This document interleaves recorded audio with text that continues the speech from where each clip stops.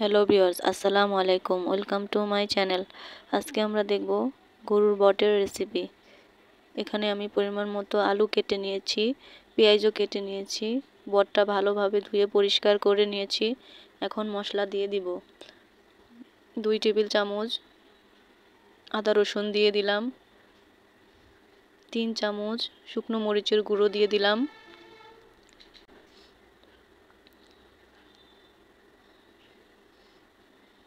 2 চামচ হলুদের গুঁড়ো দিয়ে দিলাম,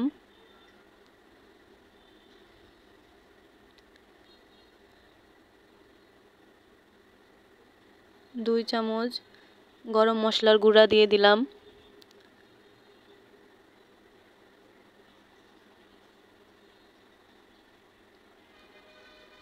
স্বাদ মতো লবণ দিয়ে দিব,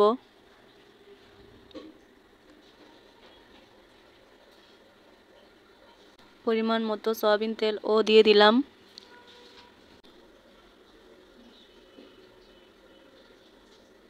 কেটে রাখা পেঁয়াজ কুচিও সবগুলো এখন দিয়ে দিব।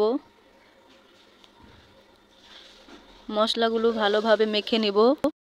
মশলাগুলো মাখানো হয়ে গেছে। এখন চুলায় বসিয়ে কিছুক্ষণ মশলার সাথে কষিয়ে নিব।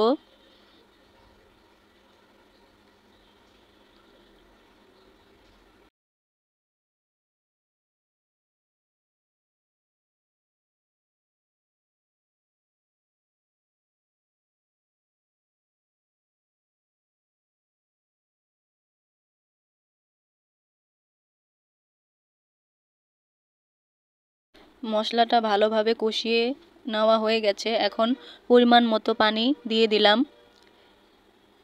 সিদ্ধ হওয়ার জন্য পানিটা দিয়েছি।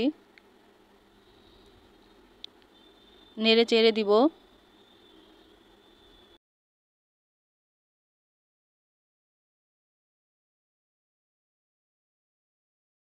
একটা ঢাকনা দিয়ে ঢেকে দিব।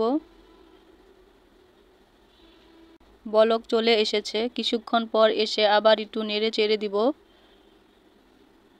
ঢাকনা দিয়ে ঢেকে রাখবো সিদ্ধ হওয়ার জন্য।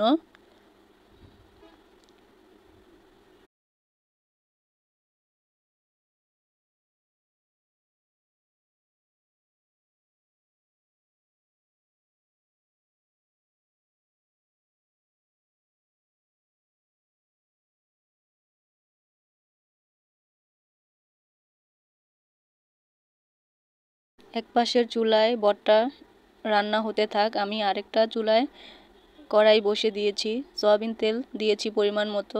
কেটে রাখা আলুগুলো এখন ভেজে নেব। হলুদ দিয়ে দিলাম পরিমাণ মতো, মরিচের গুঁড়ো দিয়ে দিলাম পরিমাণ মতো, লবণও দিয়ে দিলাম পরিমাণ মতো। সবগুলো মশলা এখন মিশিয়ে আলুগুলো ভালোভাবে এখন ভেজে নিব।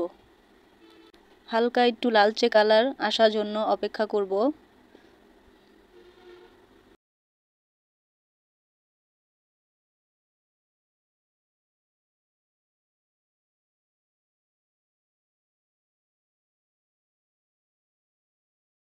আলুগুলো ভাজা হয়ে গেছে। এখন চুলা থেকে নামিয়ে নিব।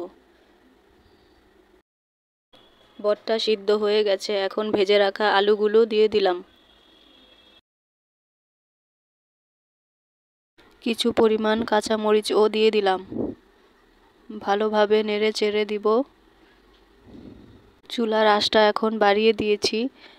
ভালোভাবে নেড়ে চেড়ে পানিগুলো এখন শুকিয়ে নেব।